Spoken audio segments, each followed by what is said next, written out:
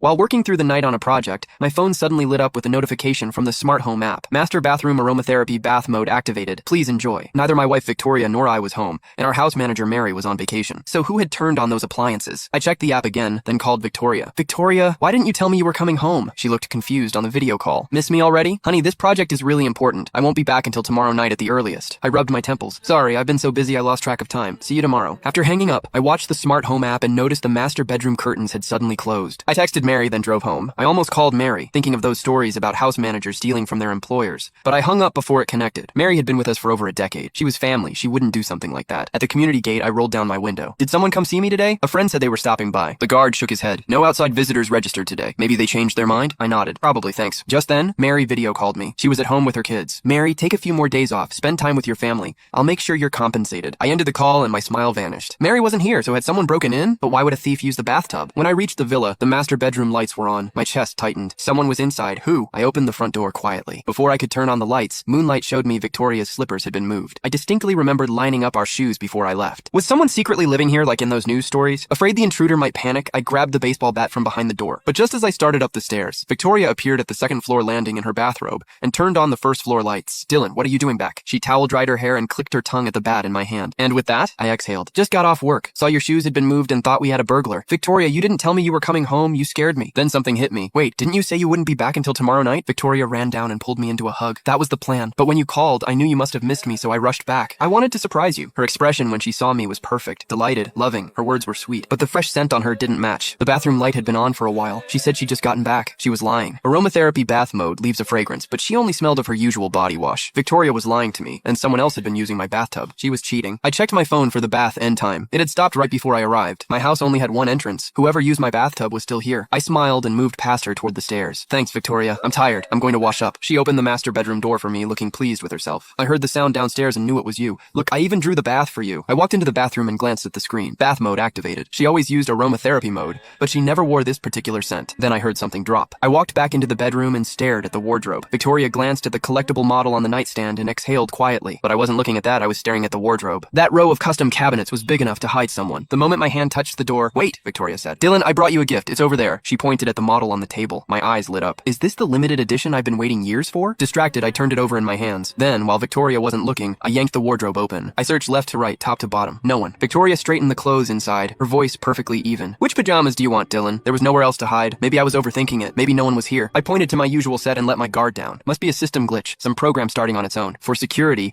I had facial recognition cameras at the front door and a hidden camera inside pointing at the entrance. You can find the full story in my bio. It's free.